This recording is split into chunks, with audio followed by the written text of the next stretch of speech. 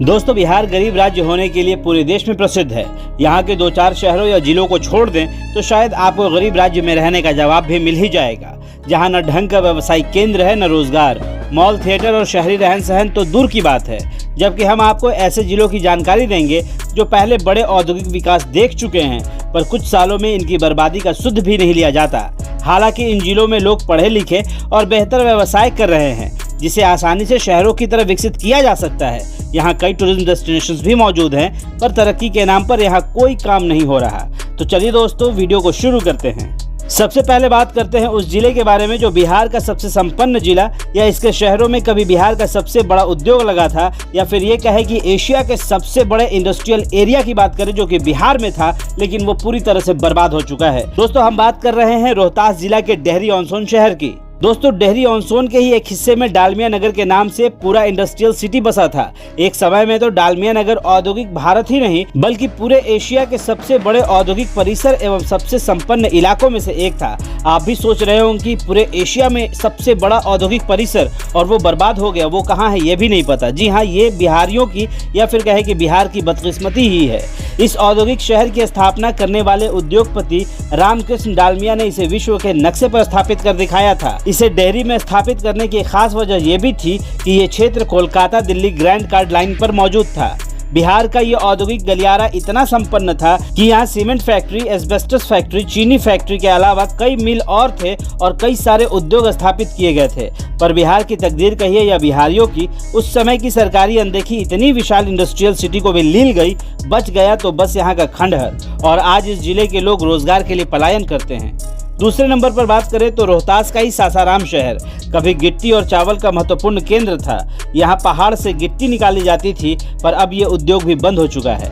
इसके अलावा इस शहर में प्राकृतिक खूबसूरती भी भरपूर है, जैसे यहाँ कई पहाड़, कुंड और झरने मौजूद हैं। इस पर भी सरकार की तरफ से कोई खास ध्यान नहीं है, जिससे इस शहर में पर्यटन को बढ़ावा मिल सके। इसके अलावा बिहार का इकलौता ताजमहल के नाम से मशहूर शेर शाह सूरी का किला यहीं पर मौजूद है, जो तालाब के बीच में मौजूद है, पर इससे भी यहाँ के लोगों को कोई आर्थिक फायदा नहीं है। इसी शहर से ग्रैंड ट्रंक रोड होकर गुजरती है। इस शहर में इंडस्ट्रीज के कई अवसर हैं, पर फिर भी ये शहर अपनी अतीत को याद कर रहा है। तीसरे नंबर पर बात करें तो बक्सर जिला, कभी बिहार के संपन्न जिलों में गिने जाने वाला ये जिला आज बर्बादी के कगार पर खड़ा है। इसी जिले के डुमरांव शहर में कभी लालटेन फैक्ट्री, सूता फैक्ट्री, टेक्सटाइल मिल, सिंघोरा उत्पादन का बड़ा निर्यातक रहा था ये जिला।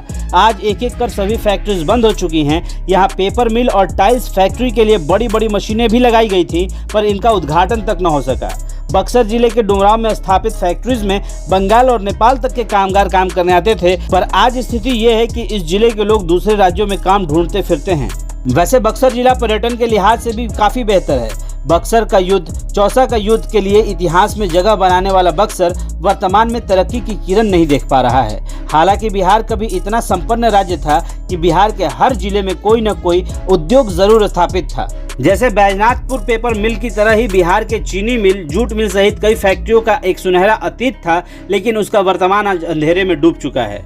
आपको बताएं कि जॉर्ज फर्नांडिस के नेतृत्व में जब मुजफ्फरपुर के बेला इंडस्ट्रियल बेल्ट में छोटे उद्योग लगने शुरू हुए थे, तो वहां पर बनियान बनाने वाली एक स्थानीय फैक्ट्री शुरू हुई थी, लेकिन बस 2-4 साल में ही सब ढह गया।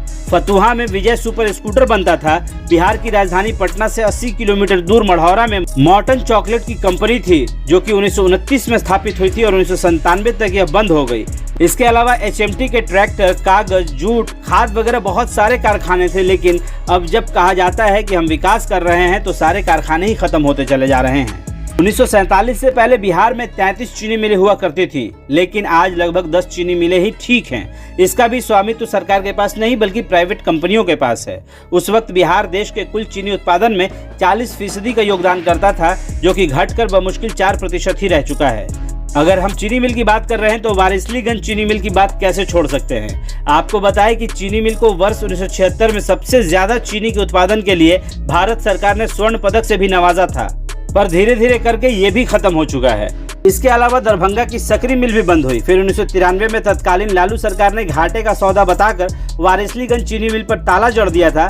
तब से आज तक यह चीनी मिल फिर से शुरू होने की बाह जोट रहा है। वहीं 2014 में जब नरेंद्र मोदी नवादा जिले मुख्यालय के ITI ग्राउंड में चुनावी जनसभा को संबोधित करने आए थे, तब उन्होंने भी कहा था कि आखिर वारिसलीगंज चीनी मिल से दशकों से धुआं क्यों नहीं निकला है। नरेंद्र मोदी को प्रधानमंत्री बने आज लगभग 10 साल हो चुके हैं। बिहार में भी बीजेपी की 5 साल सरकार रही, इसके बावजूद अभी तक कुछ हो नहीं पाया। बिहार का समस्तीपुर जिला के भी कई ऐसे परिवार थे जो कि चीनी मिल से ही इनका गुजर बसर चलता था, लेकिन वहां भी आज देखिएगा तो चीनी मिल शमशान बन चुके हैं। वैसे आपको बताएं कि सन 1960 से सन 1990 के 30 सालों में बिहार में 25 मुख्यमंत्री बने और 4 बार राष्ट्रपति शासन लगा, जबकि साल 2019 से साल 2020 के बीच यानी कि 30 सालों के बीच में सिर्फ 4 मुख्यमंत्री बने और 2 बार राष्ट्रपति शासन लग चुका है। 1990 के बाद बिहार सामंतवाद और समाजवाद के बीच पिसता रहा। सन 1960 में बिहार और महाराष्ट्र के प्रति व्यक्ति आय में दुगने का अंतर हुआ और 2020 आते आते यह बढ़कर करीब 8 गुना हो गया। साल 1990 के बाद से बिहार से पलायन करने वाले लोग वापस नहीं लौटते, क्योंकि जानते हैं कि अगर हम गांव चले जाएंगे, बिहार चले जाएंगे तो काम क्या करेंगे, क्योंकि हमारे बच्चे बिहार में पढ़ तो लेते हैं लेकिन उन्हें रोजगार करने के लिए दूसरे राज्यों का ही सहारा लेना पड़ता है। बिहार में एक एक कर तमाम फैक्ट्रियां बंद हो गई। वो बिहार जहां पर scooter factory, chocolate factory, gun factory के अलावा कई सारे कपड़े के उद्योग थे, यहाँ पर सूता फैक्ट्री, टेक्सटाइल मिल थे, लेकिन आज वो सभी बंद हो चुके हैं। अगर ऐसी ही नौबत रही तो बिहार और पीछे जाएगा। बिहार में अभी सबसे ज्यादा जरूरत है तो बिहार को जरूरत है रोजगार की, बिहार को जरूरत है यहाँ पर खुद अपनी फैक्ट्रीज लगाने की। अब अगर बिहार के सबसे गरीब जिले की बात करें तो शिवहर बिहार का सबसे छोटा और गरीब जिला है, मगर प्रति व्यक्ति आय के हिसाब से देखें तो यह बिहार का ही नहीं बल्कि देश का सबसे पिछड़ा जिला होगा। 2011 से 12 के आंकड़ों पर अगर आप नजर डालेंगे तो इस जिले की प्रति व्यक्ति आय सिर्फ 6055 है, यानी कि इस जिले के एक व्यक्ति की एक दिन की औसत कमाई लगभग 17 रुपए होगी, जबकि इसी अवधि में बिहार राज्य के लोगों की प्रति व्यक्ति आय 24,572 थी। ठीक उसी दौर में भारत की प्रति व्यक्ति आय 54,835 रुपए थी। 1994 में यहाँ के कद्दावर नेता रघुनाथ झा ने बड़े शौक से लड़ झगड़ कर इसे जिला बनवाया था कि जिला छोटा होगा, उसकी वजह से इसका विकास भी तेज होगा, मगर आखिर 26 साल बीत जाने के बाद भी यह जिला विकास की दौड़ में सबसे पीछे ही रह गया। इसकी गरीबी का हाल तो यह है कि पूरे जिले में कहीं से भी रेलवे की पटरी नहीं गुजरती, बस स्टैंड भी नहीं है। बिहार की राजधानी पटना के लिए आपको सीधी बस मिलनी भी मुश्किल हो जाती है। तो इस हिसाब से बिहार का शिवहर जिला बिहार का सबसे गरीब और पिछड़ा जिला है, यानी कि इस जिले में आप रेल की पटरी देखने के लिए भी तरस जाएंगे। आप सोच सकते हैं कि केवल 17 रुपए में लोग कैसे अपनी जिंदगी गुजार रहे होंगे। इसके अलावा बिहार का पश्चिमी चंपारण जिला, शेखपुरा जिला, बांका जिला और मधेपुरा जिला भी, इनकी हालत भी दयनीय है। जहां तरक्की होनी चाहिए, कल कारखाने लगने चाहिए। बिहार की तरक्की हर जिले का विकास के साथ ही संभव है, क्योंकि जब तक बिहार के सभी जिले एक साथ खड़े न हो जाएं, हर लोगों को उनके जिले में ही रोजगार न मिले, तब तक आप इसे बिहार की प्रगति नहीं कह सकते। क्योंकि केवल 2-4 शहरों या जिलों के विकास को विकास समझ लेना ये सबसे बड़ी भूल होगी।